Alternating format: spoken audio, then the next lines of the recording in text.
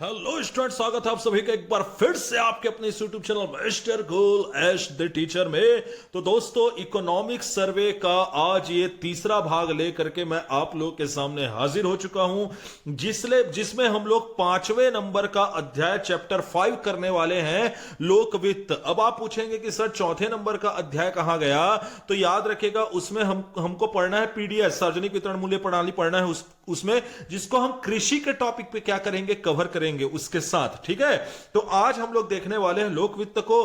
तो बिना समय गवाए हम लोग स्टार्ट करते हैं। इसके पहले मैं आप लोग को एक चीज और बता दूं कि जिसके इकोनॉमिक्स के थोड़े बहुत टर्म्स क्लियर हैं भाई, वही इस वीडियो को समझ पाएंगे। तो मैं उम्मीद करूंगा आपसे कि आप जिस मंथ में चल रहे हैं दिसंबर में, तो आपको कम से कम बेसिक नॉलेज तो जरूर होगा। तो चलिए आगे बढ़ते हैं। देखिए, सबसे पहले तो लोक वित्त में 2022-23 के डाटा में जो सबसे पहला डाटा आपको याद रखना है वो है कुल प्राप्ति।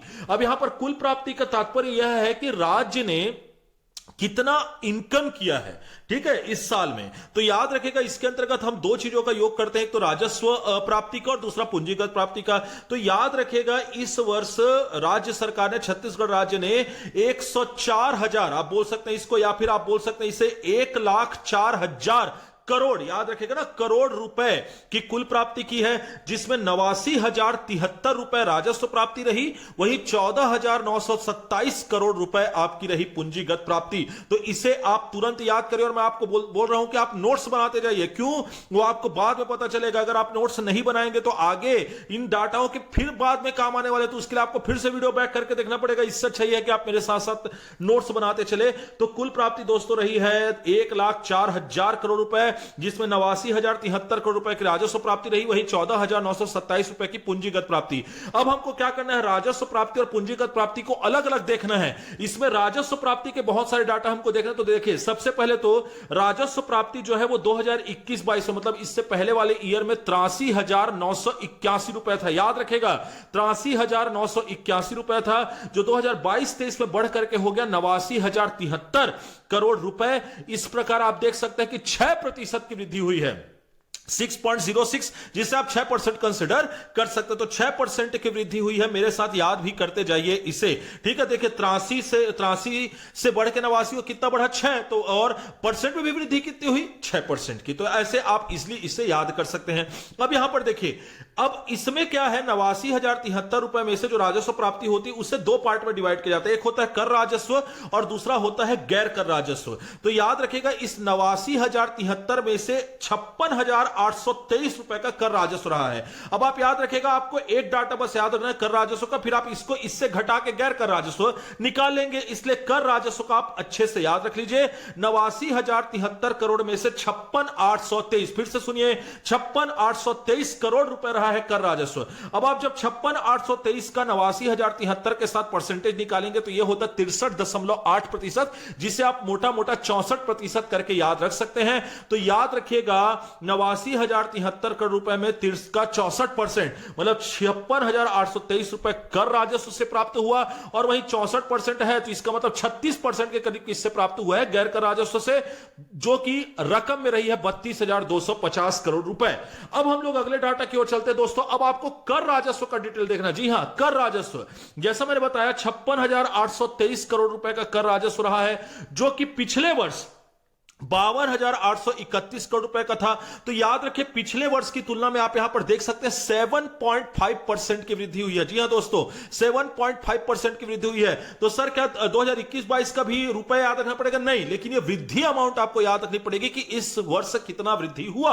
अब देखिए, इस 56,823 करोड़ रुपए में आपको फिर से दो डाटा दिख रहे होंगे। एक मैंने लिखा हुआ है स्वयं का और दूसरा मैंने लिखा हुआ है केंद्र का। अब इसका क्या तात्पर्य है, तो यहां पर आप अच्छे से समझिए दोस्तों। स्वयं का मतलब कि राज्य सरकार ने खुद कितना कर राजस्व इकट्ठा किया और कितना उन्हें केंद्र सरकार से मिला। अब देखिए दोस्तों, जिन्होंने संविधान, जिनका कॉन्सेप्ट क्लियर होगा वही इस चीज को समझेंगे, क्योंकि भाग 11, 12 और 13 आपका क्लियर होना चाहिए इस चीज को समझने के लिए। अब मैं अगर उसे बताने में लगूंगा तो वीडियो बहुत लंबी हो जाएगी, जाहिर सी बात है। इसलिए आपको अभी इतना याद रखना है कि 56,823 में स्वयं का जो राज्य का राजस्व रहा है वो रहा है 29,000 करोड़ रुपए। अब 29,000 करोड़ रुपए, और इसके बाद केंद्र से जो इसने लिया है वो है 27,823। अब इसमें भी आप क्या करेंगे, इस आसान डाटा को याद रखिए, 56,823 में से 29,000 आप घटाए तो कितना बचा, 27,823 ये हो गया। और परसेंटेज भी देखिए कितना आसान है, 29,000 करोड़ रुपए जो है 56,823 का 51% हो, जो बचा हुआ 49% हो, हमने केंद्र से लिया हुआ है। ठीक है, अब यहां पर देखिए, ये जो 29,000 करोड़ रुपए राज्य का स्वयं का जो इनकम रहा वो पिछले वर्ष की तुलना में 5.45% ज्यादा रहा। वही जो केंद्र का राजस्व है वो पिछले वर्ष की तुलना में 9.84% अधिक रहा। ये आपको याद रखना है दोस्तों, याद रखिएगा इस चीज को। अब देखिए होता क्या है कि जो कर राजस्व होता है उसका वो हमने कहां से इकट्ठा किया, मतलब राज्य सरकार ने कहां से वो इकट्ठा किया, उस सोर्स की रैंकिंग आपको याद रखनी है। अमाउंट कितना कितना है वो याद रखने की जरूरत है, उसकी रैंकिंग याद रखनी। तो याद रखेगा, कर राजस्व में सबसे ज्यादा राजस्व सरकार ने पाया जीएसटी से, अर्थात वस्तु एवं सेवा कर से, उसके बाद आय व्यय कर से, उसके बाद फिर दोस्तों याद रखेगा संपत्ति और पूंजीगत लेन देन पर कर। तो ये जो सोर्स है वो आपको याद रखना। मैं आपको फिर से एक बार याद दिला दूं, नोट्स बनाते चलिए क्योंकि आगे इन सब डाटा का काम आने वाला है। ठीक है, अब यहां पर हम देखते हैं गैर कर राजस्व।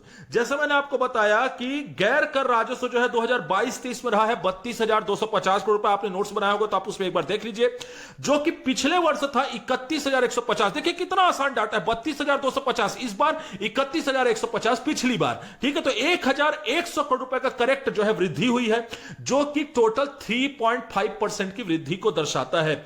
अब इसमें भी वही स्वयं का और केंद्र का कितना रहा, तो याद रखेगा स्वयं का रहा 16,750 रुपए, और इस 16,750 करोड़ रुपए को अगर आप 32,250 से घटाएंगे तो आपको मिलेगा 15,500 करोड़ रुपए। तो इस प्रकार से आप देख सकते हैं 52% स्वयं का कर राजस्व रहा, गैर कर राजस्व रहा, और केंद्र से मिला 15,500, मतलब कि कितना परसेंट हो गया, 48% ये। ठीक है, पिछली बार की तुलना में स्वयं का जो गैर कर राजस्व है दोस्तों वो 0.6% बढ़ा है, और वहीं जो केंद्र का कर राजस्व वो 7% बढ़ा है। 6.9 को आप 7 ही याद रखिएगा। तो ये हुआ आपका गैर कर राजस्व। अब देखिए मैंने आपको क्या बताया था, आपने नोट्स भी बनाया होगा कि कुल प्राप्ति में 2 प्रकार की प्राप्ति होती है, राजस्व और पूंजीगत प्राप्ति। तो राजस्व प्राप्ति को हमने पूरा ठिकाने लगाया। अब हम बात करते हैं दोस्तों पूंजीगत प्राप्ति की। तो जैसा मैंने आप लोगों को बताया कि पूंजीगत प्राप्ति इस वर्ष पिछले वर्ष की तुलना में घटा है दोस्तों। ठीक है, 15,620 करोड़ रुपए पिछले वर्ष था, जो कि इस वर्ष घट के 14,927 करोड़ रुपए हो गया है।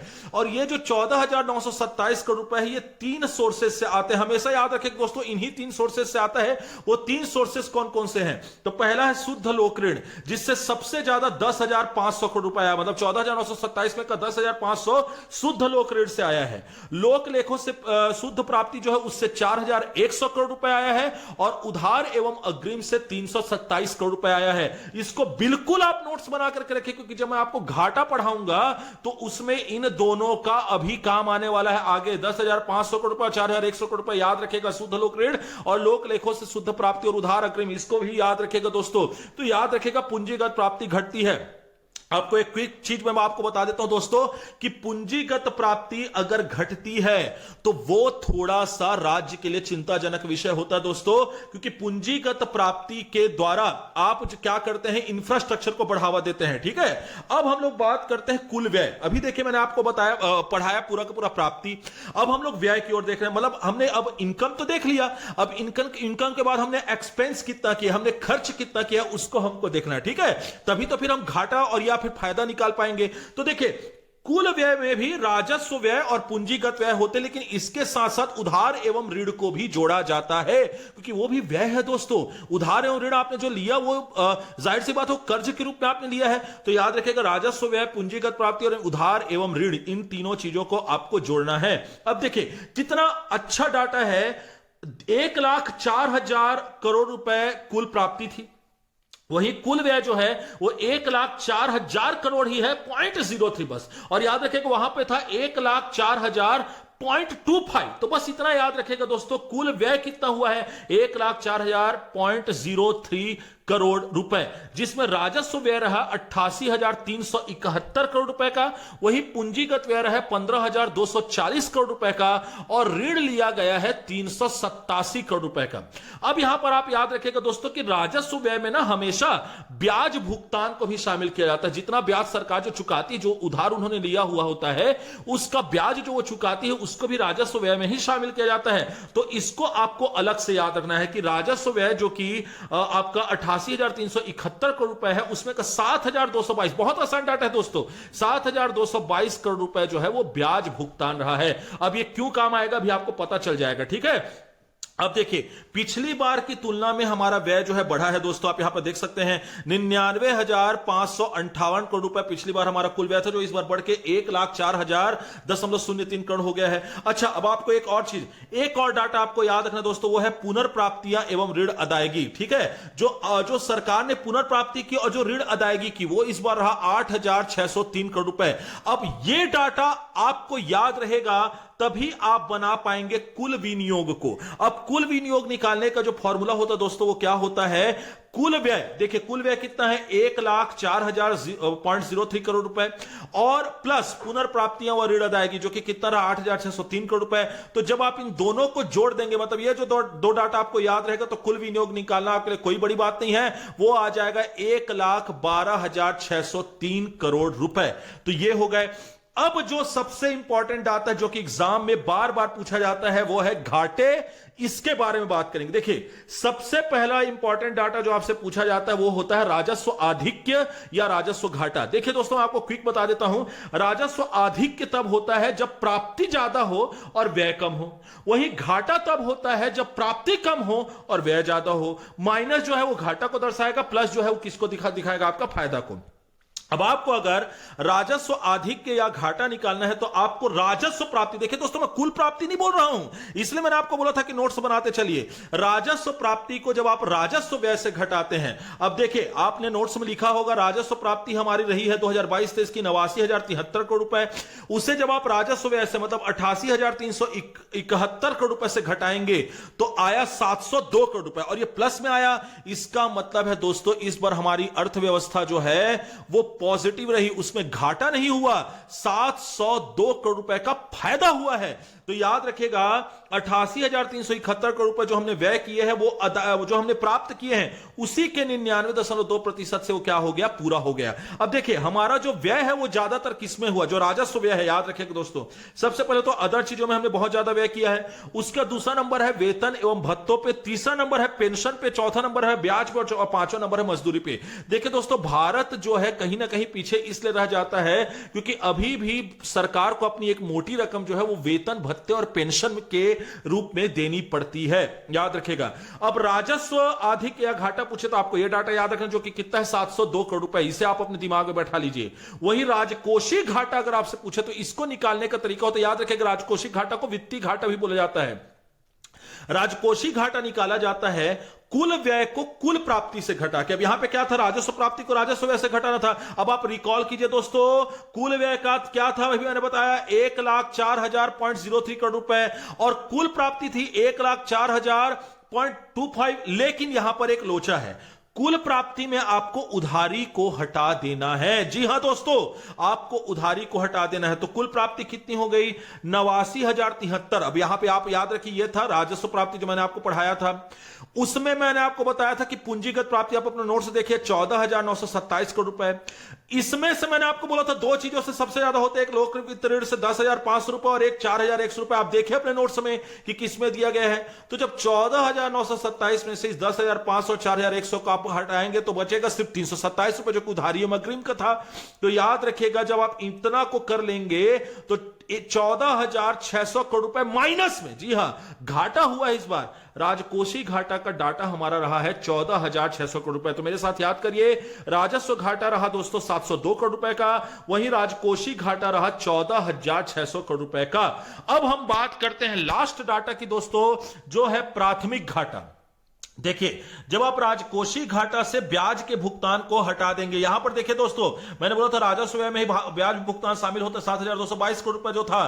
तो याद रखिएगा राजकोषीय घाटा जो कि हमारा निकला 14,600 करोड़ रुपए, जब इसमें से हम ब्याज भुगतान मतलब 7,222 करोड़ रुपए को हटा देते हैं तो 7,378 करोड़ रुपए का रहा दोस्तों प्राथमिक घाटा। वही बजटीय घाटा निकालने का फॉर्मूला होता है कुल व्यय माइनस कुल आय। अब कुल व्यय कितना रहा दोस्तों, मैंने आपको बताया था 1,04,000.03 करोड़ रुपए। वही कुल व्यय रहा 1,04,000.25 करोड़ रुपए। मतलब प्राप्ति हमको कम हुई है और आय हमको ज्यादा हुई है, माफ कीजिएगा, और व्यय हमने क्या किया, कम किया है, इसलिए 0.22 करोड़ रुपए का फायदा हुआ। हमारा बजटीय घाटा इस बार नहीं हुआ है। तो ये रही दोस्तों पूरा का पूरा लोक वित्त। इससे ज्यादा यहां पे कोई प्रश्न नहीं पूछेंगे। मैंने पूरी चीजों को बहुत आसानी से कवर किया दोस्तों, और आपको इतने आसान तरीके से कोई भी कवर करता हुआ लोक वित्त को नहीं दिखेगा।